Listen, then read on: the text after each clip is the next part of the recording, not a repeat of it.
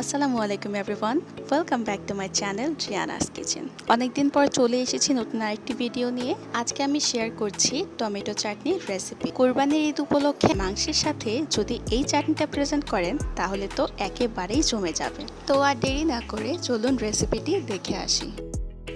চাটনি তৈরি করার জন্য আমি এখানে নিয়ে নিয়েছি 1 কেজি পরিমাণ টমেটো। এইবার টমেটোর বোটা ছাড়িয়ে মাঝখানের শক্ত অংশটি কেটে ফেলে দেব এবং ছুরি দিয়ে কেটে ছোট ছোট টুকরো করে নেব। আপনারা কে কোথা থেকে আমার ভিডিও দেখছেন তা অবশ্যই কমেন্ট বক্সে জানিয়ে দিবেন, so that I can thank all of you. টমেটোর এই চাটনিটা চাইলে আপনারা পোলাও কিংবা মাংসের সাথে প্রেজেন্ট করতে পারেন, অথবা এইটার টেস্ট এতটাই ভালো যে আপনারা এমনিই বসে এক বাটি অনায়াসে খেয়ে শেষ করে ফেলতে পারবেন।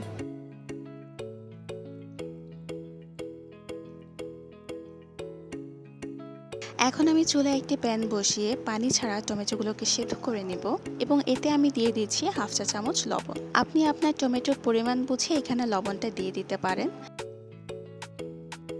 ভালো করে লবণটা মিক্স করে আমি এখন ঢাকনা দিয়ে ঢেকে দেব। কিছুক্ষণ পর ঢাকনাটা তুলে আমি এইভাবে টমেটোগুলো নেড়ে চেড়ে দিব এবং প্রপারলি সেদ্ধ হওয়ার জন্য যত টাইম লাগে তত টাইমের মধ্যে এই প্রসেসটা আপনাকে কয়েকবার রিপিট করতে হবে।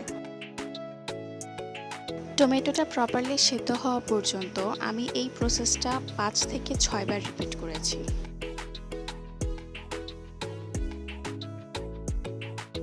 টমেটো সেদ্ধ হয়ে গেলে আমি এগুলো চুলা থেকে নামিয়ে ঠান্ডা করে ব্লেন্ডারে স্মুথলি ব্লেন্ড করে নেব। এখন আমি আবার চুলায় একটি প্যান বসিয়ে এতে দিয়ে দিচ্ছি 1/3 কাপ পরিমাণ সরিষার তেল, দিয়ে দিচ্ছি কয়েকটা শুকনো মরিচ এবং 1 চা চামচ পাঁচফোড়ন। পাঁচফোড়ন কিছুক্ষণ ভেজে নিলে যখন এর সুগন্ধ বের হয়ে আসবে তখন আমি এতে দিয়ে দিব একটা তেজপাতা। রান্নার পুরো সময় চুলার টেম্পারেচার থাকবে মিডিয়াম লো। তেজপাতা সহ 4-5 মিনিট ভেজে নেওয়ার পর আমি এখানে দিয়ে দিচ্ছি একটা বড় রসুনের সবগুলো কোয়া। গোটা রসুনের ফ্লেভার এই চাটনিটার টেস্ট আরও অনেক বেশি বাড়িয়ে দেয়। 3-4 মিনিট ভাজা হয়ে গেলে আমি ব্লেন্ড করা টমেটো দিয়ে দিচ্ছি।